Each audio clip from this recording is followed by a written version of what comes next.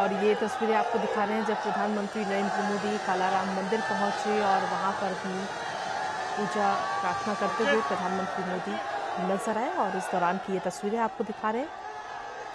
इससे पहले प्रधानमंत्री रोड शो में शामिल होते नजर आए और रोड शो के दौरान वहां काफ़ी संख्या में लोग उमड़े और प्रधानमंत्री का स्वागत वहां के लोगों ने किया। और ये तस्वीरें कालाराम मंदिर की जहां पूजा अर्चना करते हुए प्रधानमंत्री नरेंद्र मोदी आज नजर आए, उस दौरान की ये तस्वीरें।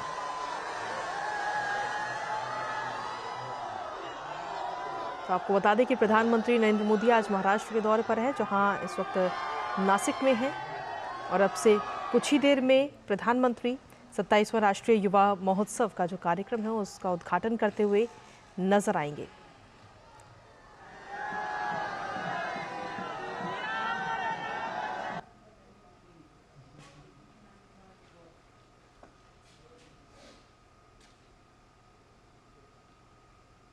तो मंदिर की ये तस्वीरें जब प्रधानमंत्री नरेंद्र मोदी वहां पर पहुंचे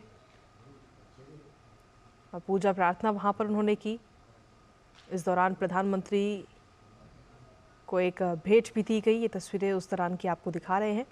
और अब से कुछ ही देर में आपको बता दें कि प्रधानमंत्री राष्ट्रीय युवा महोत्सव का उद्घाटन करते हुए नजर आएंगे। दरअसल आपको बता दें कि आज स्वामी विवेकानंद की जयंती है और 27वां राष्ट्रीय युवा महोत्सव इस बार मनाया जा रहा है। इसका उद्घाटन प्रधानमंत्री करते हुए नजर आएंगे। और साथ ही आपको बता दें कि 12 से 16 जनवरी तक हर साल इस महोत्सव को मनाया जाता है।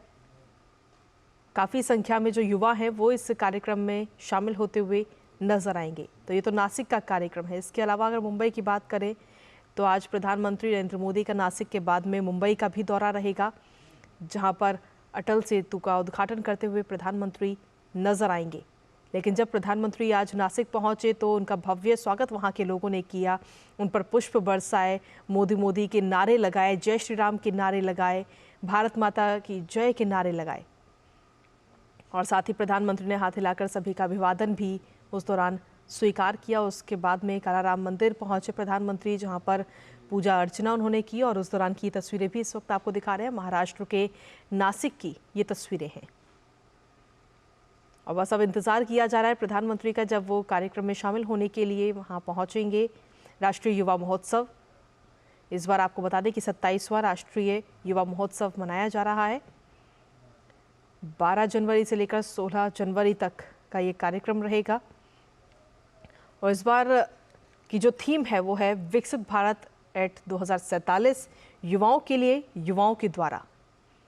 प्रधानमंत्री नरेंद्र मोदी का जोर जो है वो अक्सर युवाओं के लिए होता है और हमारे देश भारत को युवाओं का देश भी मानते हैं। तो ऐसे में इस बार की थीम भी युवाओं के लिए खासतौर पर रखी गई है। दरअसल आपको बता दें कि राष्ट्रीय युवा महोत्सव एक ऐसा मंच दरअसल बनाना चाहता है जहां पर भारत के तमाम क्षेत्रों के जो युवा हैं वो एक भारत श्रेष्ठ भारत की भावना के साथ में अपने अनुभवों को एक दूसरे के साथ में शेयर कर सके, साझा कर सके और एकजुट होकर जो हमारा देश है, जो राष्ट्र है, उसकी एक मजबूत नींव हो सके। और इस बार जो ये पूरा महोत्सव है उसमें पूरे देश से करीब 7,500 युवा प्रतिनिधि इस महोत्सव में हिस्सा लेते हुए हमें नजर आएंगे। साथ ही इस महोत्सव की अगर हम बात करें तो सांस्कृतिक प्रदर्शनी यहाँ पर हमें देखने को मिलेगी, स्वदेशी खेल होंगे, भाषण होंगे, विषयगत आधारित प्रस्तुति, युवा कलाकार शिविर, पोस्टर मेकिंग, कहानी लेखन, युवा सम्मेलन, खाद्य महोत्सव। ये तमाम जो कार्यक्रम हैं वो इस महोत्सव के दौरान इन 5 दिनों में आयोजित किए जाएंगे, जिनमें युवा हिस्सा लेते हुए नजर आएंगे। तो युवाओं को आगे आने के लिए, युवाओं को बढ़ावा देने के लिए, जो उनके अनुभव है उनको एक दूसरे के साथ साझा करने के लिए ये एक मंच है 27वां राष्ट्रीय युवा महोत्सव। और अब से कुछ ही देर में प्रधानमंत्री नरेंद्र मोदी इस महोत्सव के जो पूरा कार्यक्रम है उसमें शामिल होते हुए नजर आएंगे। और इस दौरान युवाओं के लिए खास तौर पर प्रधानमंत्री नरेंद्र मोदी का संबोधन भी होगा।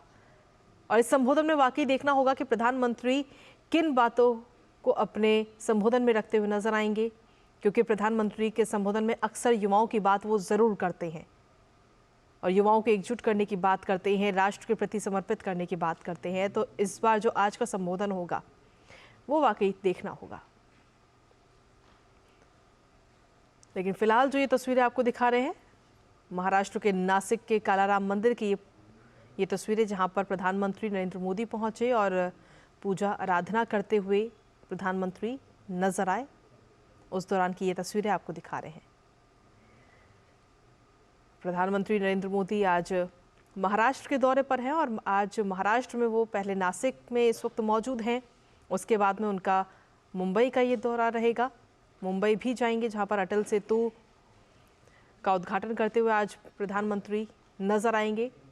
समुद्र पर बना हुआ सबसे बड़ा ब्रिज है ये अटल सेतु, जिसका उद्घाटन आज प्रधानमंत्री करेंगे। लेकिन इस वक्त अब से कुछ ही देर में नासिक में 27वां राष्ट्रीय युवा महोत्सव का जो पूरा कार्यक्रम है उसमें प्रधानमंत्री शामिल होते हुए नजर आएंगे। उनका संबोधन भी होगा इस दौरान और ये संबोधन खास तौर पर युवाओं के लिए होगा। आपको बता दें कि आज स्वामी विवेकानंद की जयंती भी है और उनकी जयंती पर हर वर्ष राष्ट्रीय युवा महोत्सव का आयोजन होता है, जिससे कि युवाओं को बढ़ावा मिल सके। अलग अलग जो तमाम क्षेत्र हैं उन तमाम अलग अलग क्षेत्रों से युवा इस महोत्सव में शामिल हों, अपने जो अनुभव हैं वो एक दूसरे के साथ शेयर कर सकें। तो उन तमाम चीज़ों को लेकर हर साल इस महोत्सव का आयोजन होता है और इस बार भी 5 दिनों का ये महोत्सव रहेगा। 12 जनवरी से यानी कि आज से ये महोत्सव शुरू होगा जब प्रधानमंत्री नरेंद्र मोदी का उद्घाटन होगा और उसके बाद में 16 जनवरी तक ये महोत्सव रहेगा। इस दौरान कई सारी चीज़ें हमें इस महोत्सव में देखने को मिलेंगी, जिसमें सांस्कृतिक प्रदर्शनी होंगी। और ताज़ा अपडेट ले लेते हैं, हमारे साथ में नासिक से हमारे संवाददाता इस वक्त जुड़ रहे हैं फोन लाइन पर, योगेश शीतल। योगेश, प्रधानमंत्री जब नासिक पहुंचे तो सबसे पहले तो रोड शो के दौरान वहां पर जो तमाम लोग थे वो उमड़े सड़कों पर और प्रधानमंत्री का जोरदार स्वागत उन्होंने किया, फूल बरसाए, नारे लगाए।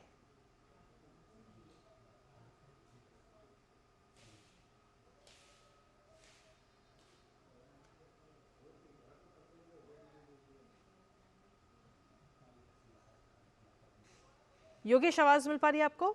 जी बिल्कुल कृतिका, आपकी आवाज आ रही है जी।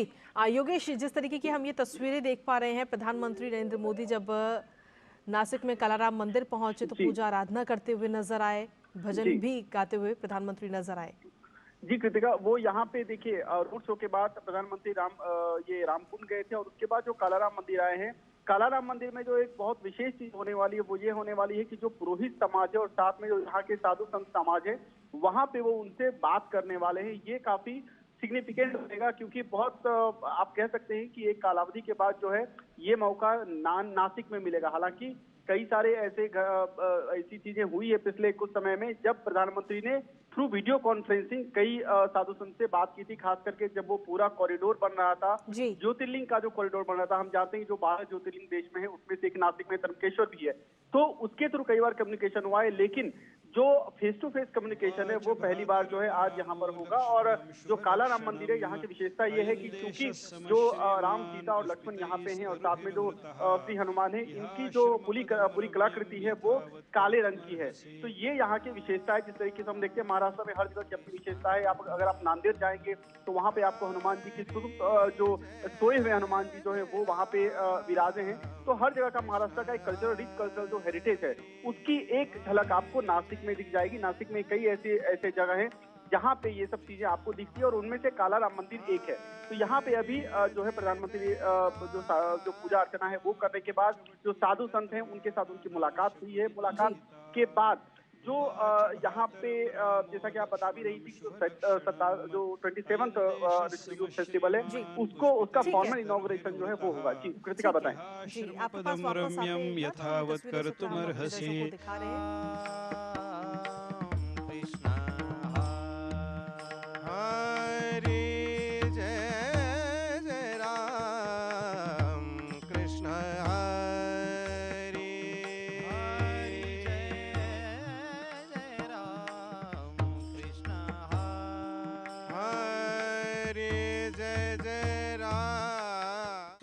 पंचवटीं गत्वा नानाशकुनिनादिताम् उवाच भ्रातरं रामो लक्ष्मणं शुभलक्षणम् अयं देशः समश्रीमान् पुष्पितैस्तरुभिर्वृतः इहाश्रमपदं रम्यं यथावत् कर्तुमर्हसि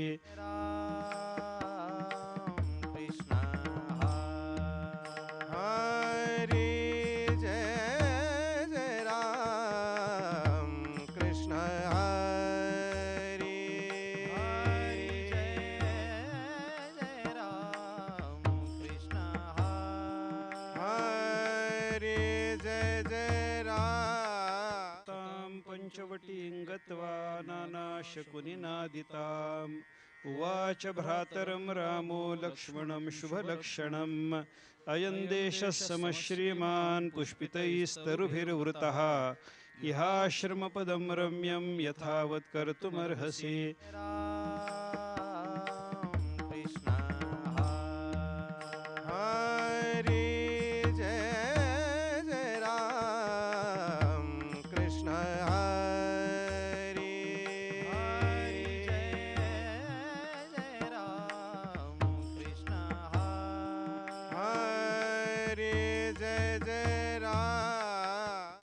पंचवटीं गत्वा बिल्कुल ये तस्वीरें हम अपने दर्शकों को लगातार दिखा रहे हैं। नासिक में प्रधानमंत्री नरेंद्र मोदी इस वक्त मौजूद हैं, जहां पर उन्होंने मंदिर में पहुंचकर पूजा आराधना करते हुए नजर आए। कालाराम मंदिर है ये, और उसके बाद में पूजा आराधना के बाद में उनको मंदिर समिति की तरफ से ये भेंट भी दी गई।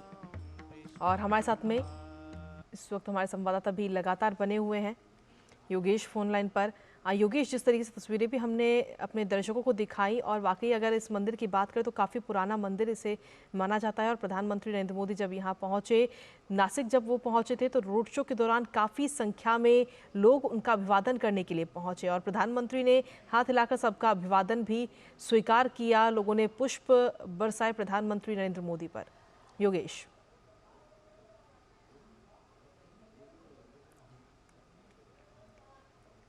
जी योगेश, आवाज मिल पा रही है आपको?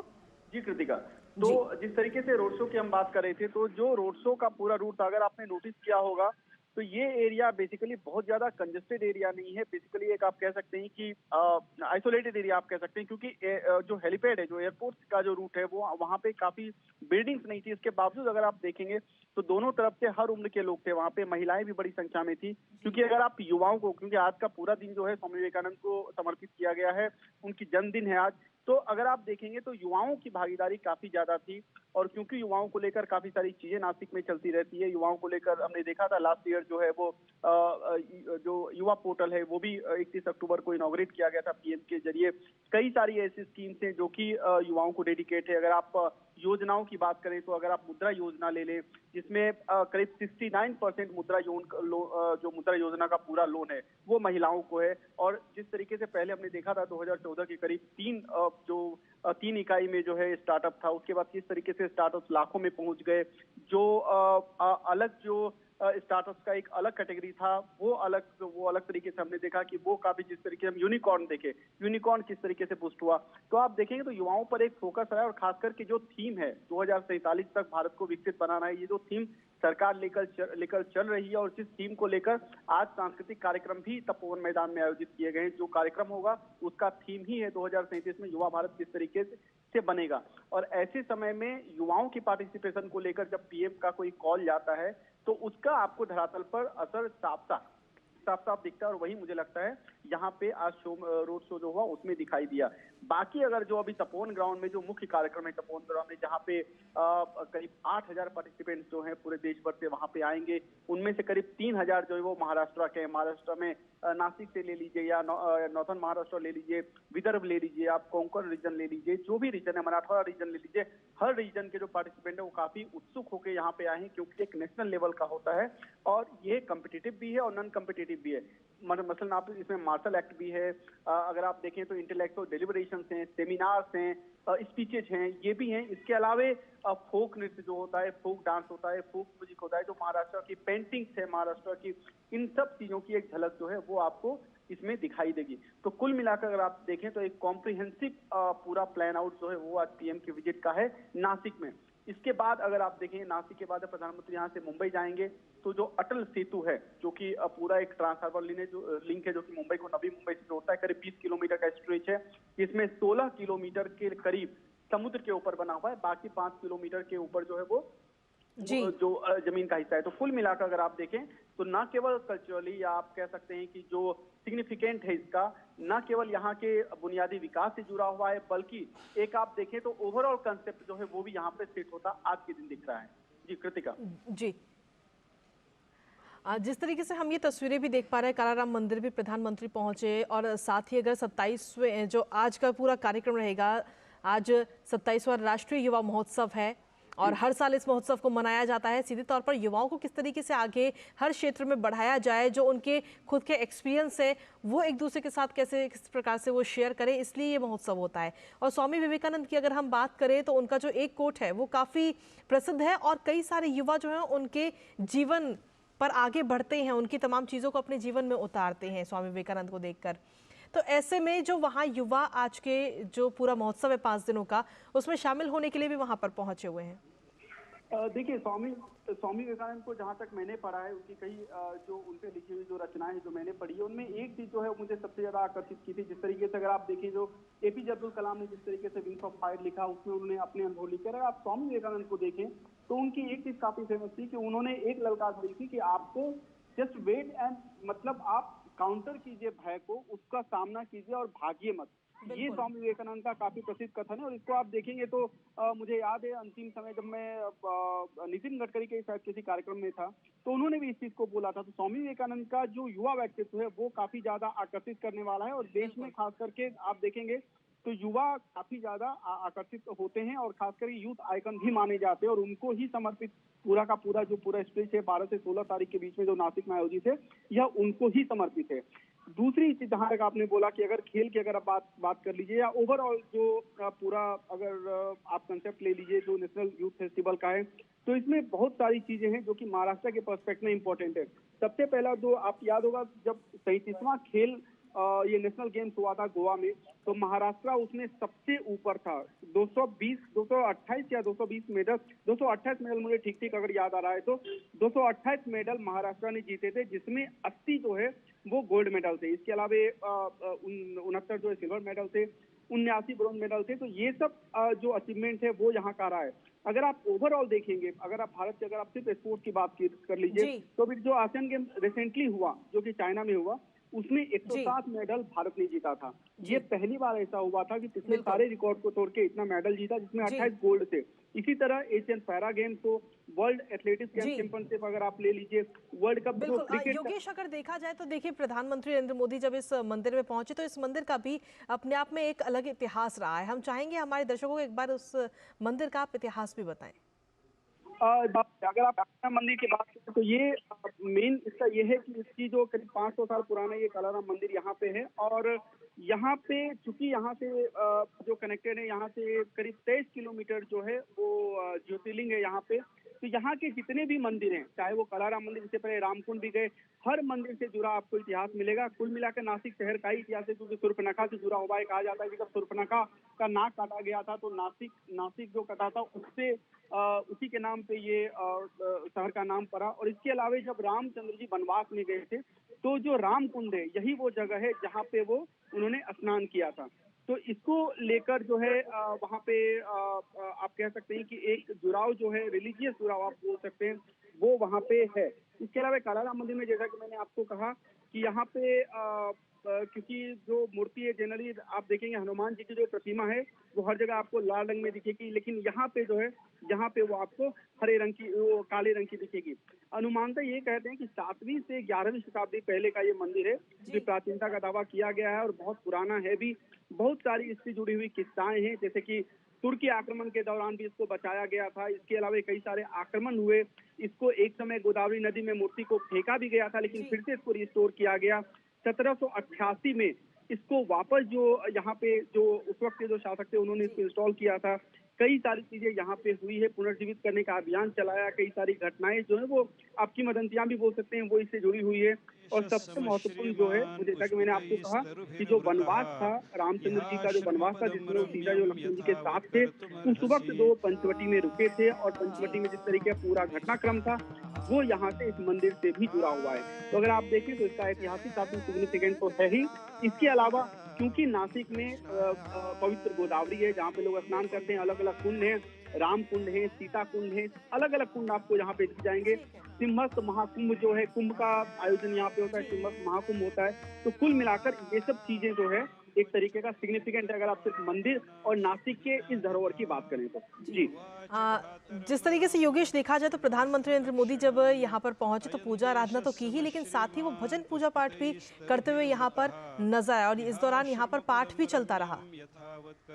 तो यहाँ पे पाठ का एक अलग महत्व है, क्योंकि अगर आप मंदिर को देखेंगे तो करीब इसमें देखिए एक कुछ विशेषताएं हैं जो मैं आपको आपके माध्यम से अपने दर्शकों को भी बता दूं कि इस मंदिर में कुल 14 सीढ़ियां हैं, और ये 14 सीढ़ियां जो हैं ये बेसिकली जो 14 वर्ष का वनवास था उसको डिनोट करती हैं, अगर आप मंदिर का प्रिसाइडली बात करें। और क्यों यहाँ का सिग्निफिकेंट है, क्यों यहाँ पे पीएम घूम रहे हैं, लोगों से बात कर रहे हैं, जो यहाँ के साधु संत हैं उनसे समझने की कोशिश कर रहे हैं कि कितना सिग्निफिकेंस यहाँ पर है।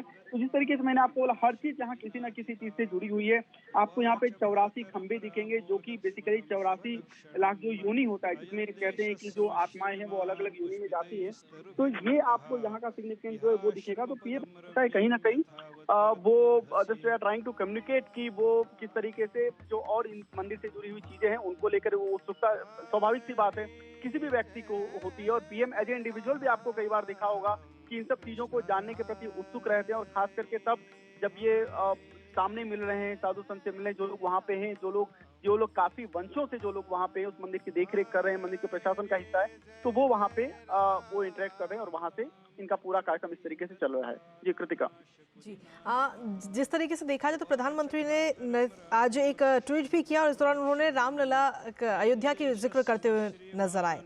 उन्होंने कहा कि ये सौभाग्य है कि मैं इस पुण्य अवसर का साक्षी बनता हुआ अभी नजर आऊंगा, और 11 दिन का विशेष अनुष्ठान भी वो प्रारंभ कर रहे हैं आज से। इसका भी जिक्र उन्होंने किया अपने ट्वीट में। देखिए, अभी जब मैं रोड शो में पीएम के रैली में जब हम लोग रोड शो में थे, तो वहाँ पे एक चीज जब हम कुछ लोगों से बात कर रहे थे तो उन्होंने ये चीज कहा था कि राम जी जो है वो अयोध्या जाने से पहले यहाँ पे थे, यानी कि आप पूरा वनवास उनका खत्म हुआ था, जब सीता जी को वापस उन्होंने लिया, जब रावण के चंगुल से सीता माँ आजाद हुई और जिस तरीके से पूरा उसके बाद का घटनाक्रम हुआ, उसके बाद राम वापस अयोध्या पहुंचे थे। तो ये उन्होंने जो वहाँ के कुछ लोग थे, जो स्थानीय लोग थे, वो बता रहे थे कि एक तरीके का ऐसा ही सिलसिला लग रहा है कि अभी पहले यहाँ पे आना, उसके बाद पहले रामचंद्र जी जहाँ थे वनवास में उस जगह प्रधानमंत्री जा रहे हैं, और इसके उपरांत वो वहाँ पे जाएंगे जहाँ पे उनका रामराज था, जहाँ पे उनका जन्म हुआ, जहाँ पूरी घटनाक्रम हुई। तो ये एक तरीके से आप देख सकते हैं कि लोग इसको इससे भी जोड़ रहे हैं। तो आपको एक रफली आइडिया मिलेगा कि कितना सिग्निफिकेंट है और कितना इम्पोर्टेंट है अगर आप इसको इस तरीके से देखेंगे तो, क्योंकि वनवास हुआ और उसके बाद का जो घटनाक्रम है, जिस तरीके से वाल्मीकि रामायण या तो उसी जो रामायण है जिस तरीके से घटनाक्रम उसमें वर्णित है, उस हिसाब से अगर आप देखेंगे तो आपको कहीं ना कहीं लगेगा कि जो श्रृंखला है उनमें कई सारी कड़ियां हैं जो इस तरीके से जुड़ रही हैं। जी, आज जिस तरीके से देखा जाए तो प्रधानमंत्री नरेंद्र मोदी लगातार पूजा आराधना तो करते ही हैं, लेकिन साथ ही स्वामी विवेकानंद का जो पूरा जीवन रहा है, क्योंकि कई सारे युवा ऐसे हैं जो उनके जीवन की कई सारी चीज़ों को अपने जीवन में भी उतारते हैं और अपनी ज़िंदगी में आगे बढ़ते हैं। तो प्रधानमंत्री जब आज के इस पूरे महोत्सव का जो पूरा उद्घाटन में जब शामिल होंगे कार्यक्रम में, तो इस दौरान युवाओं को भी खासतौर पर संबोधित करते हुए नजर आएंगे, और हो सकता है कि इस दौरान कुछ टिप्स भी आज युवाओं को दिए जाए प्रधानमंत्री की तरफ से। बिल्कुल बिल्कुल, ये आपने सबसे रिलेवेंट चीज अभी आपने कही, क्योंकि देखिए ये युवाओं को, जैसा मैंने आपको बताया था कि यूथ के ओरिएंटेड सरकार ने बहुत सारी चीजें शुरू की है, और यूथ को लेकर सरकार का टारगेट रहा है। यूथ को लेकर इसलिए भी टारगेट रहा है क्योंकि अगर आप डेमोक्रेटिक डिविडेंड देखेंगे, जो जनसांख्यिकीय अनुपात देखेंगे, तो भारत में सबसे ज्यादा करीब 30% जो है जो लोग हैं यहाँ पे वो अभी 30 वर्ष से नीचे हैं। तो आपको एक तरीके का यूथ का कंसेप्ट जो है वो आपको यहाँ पे दिख जाएगा कि यूथ कितना सिग्निफिकेंट है। और सरकार ने कई स्तर पे, अगर आप अभी देखें तो चाहे विकसित भारत यात्रा देख लीजिए, विकसित भारत संकल्प यात्रा है, या बहुत सारे ऐसे कार्यक्रम हैं जो कि अलग अलग मंत्रालय के द्वारा चलाए जा रहे हैं, जिसका लक्ष्य ही यही है कि 2047 तक किस तरीके से भारत को विकसित बनाया जा सके, किस तरीके से आत्मनिर्भर हो, किस तरीके से हम मेक इन इंडिया को फोकस कर सकें, किस तरीके से हम एक इस तरीके का ढांचा विकसित कर सकें जिससे हम फॉरेन डिपेंडेंसी कम हो। आप देखिए, आप पहले बैटरी की आपको गाड़ियां नहीं दिखती थी, आज बैटरी की गाड़ियां कई जगह दिख रही है। इस तरीके से छोटे छोटे स्टेप कई बार लिए जा रहे हैं। तो ऐसे में युवाओं की भूमिका जो है वो सबसे ज्यादा जो है वो इम्पोर्टेंट होने वाली है, और यही वजह है कि युवाओं को पीएम क्या बोलेंगे अमृत काल में, बेसिकली जब हम अमृत काल की बात करें तो वो ज्यादा इम्पोर्टेंट रहेगा। मैंने जैसा इससे पहले भी आपको कहा कि 2014 में आप देखें तो करीब 350 स्टार्टअप थे, आज 1,30,000 स्टार्टअप हैं, जिसमें कि आप यूनिकॉर्न की मैं बात कर ही नहीं रहा। मैं सिर्फ आपको एक स्टार्टअप की बात कर रहा हूँ जो इतना है। स्टार्टअप कौन चला रहे हैं? स्टार्टअप युवा चला रहे हैं। गाइडेंस उनको मिल रहा है, लेकिन स्टार्टअप वही चला रहे हैं। लोन कौन ले रहा है? लोन वही ले रहे हैं। मुद्रा योजना के जरिए अभी करीब 44 मुझे लगता है 44.5 करोड़ रुपया लोन जो है ऑलरेडी सैंक्शन हो चुका है। ये 2023 का आंकड़ा जो वो मैं आपको अभी दे रहा हूँ। इसमें करीब 69% मतलब 30 करोड़ के आप 30 करोड़ ले लीजिए, इतना जो है सिर्फ महिलाओं को दिया गया है। ये महिलाएं कौन है? सब युवा महिलाएं। आपको स्वयं सहायता समूह आप देख लीजिए, जो सेल्फ हेल्प ग्रुप है, कई तरह के सेल्फ हेल्प ग्रुप्स बने। एक प्रॉपर मंत्रालय का गठन किया गया है सरकार के अंदर, कोऑपरेटिव मिनिस्ट्री, जो कि अमित शाह हैंडल कर रहे हैं, जो कि गृह मंत्री है। तो आप देखें तो आपको चाहे वो कॉर्पोरेट मार्केट और कॉर्पोरेट अगर आप देखेंगे, सहकारी क्षेत्र देखेंगे, तो महाराष्ट्र से अच्छा उदाहरण तो आपको कहीं मिलेगा ही नहीं कि जहां पे सहकारी क्षेत्र इतना ज्यादा मजबूत